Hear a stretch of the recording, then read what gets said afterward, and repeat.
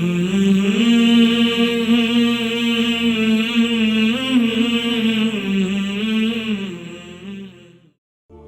مطرف بن عبداللہ بن شخیر رحمہ اللہ سے روایت ہے کہ حضرت عمران بن حسین رضی اللہ تعالیٰ عنہ سے سوال کیا گیا کہ ایک آدمی اپنی بیوی کو طلاق دیتا ہے اور پھر اس سے مباشرت کرتا ہے مگر طلاق دینے یا اسے رجوع کرنے پر گواہ نہیں بناتا، اس کا کیا حکم ہے؟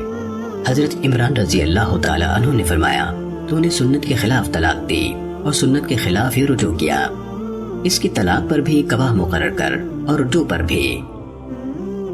سننے ابن ماجہ حدیث نمبر 2025۔ حضرت عبداللہ بن عمر رضی اللہ تعالیٰ عنہ سے روایت ہے، نبی صلی اللہ علیہ وسلم نے فرمایا جب عورت خاوند سے طلاق مل جانے کا دعویٰ کرے اور ایک قابل اعتماد گواہ پیش کر دے تو اس کے خاوند سے قسم اٹھانے کا مطالبہ کیا جائے گا۔ اگر اس نے قسم کھا لی کہ میں نے طلاق نہیں دی تو گواہ کی گواہی کل عدم ہو جائے گی، اور اگر اس نے قسم سے انکار کیا تو اس کا انکار دوسرے گواہ کے قائم مقام ہو جائے گا اور اس کی طلاق نافذ کر دی جائے گی۔ سننے ابن ماجہ حدیث نمبر 2038۔ حضرت عائشہ رضی اللہ تعالیٰ عنہ سے روایت ہے، رسول اللہ صلی اللہ علیہ وسلم نے فرمایا زبردستی میں نہ طلاق ہوتی ہے نہ غلام آزاد ہوتا ہے۔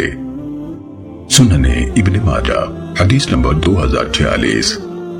حضرت عبداللہ بن عباس رضی اللہ تعالیٰ عنہ سے روایت ہے، نبی صلی اللہ علیہ وسلم نے فرمایا جو عورت بغیر کسی واقعی سبب کے اپنے خاوند سے طلاق مانگے گی اسے جنت کی خوشبو نہیں آئے گی، حالانکہ اس کی خوشبو 40 سال کے فاصلے سے محسوس ہوتی ہے۔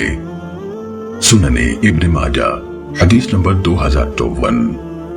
حضرت ثوبان رضی اللہ تعالیٰ عنہ سے روایت ہے کہ رسول اللہ صلی اللہ علیہ وسلم نے فرمایا جس عورت نے بغیر سخت مجبوری کے اپنے خاوند سے طلاق مانگی اس پر جنت کی خوشبو حرام ہے۔ سننے ابن ماجہ حدیث نمبر 2000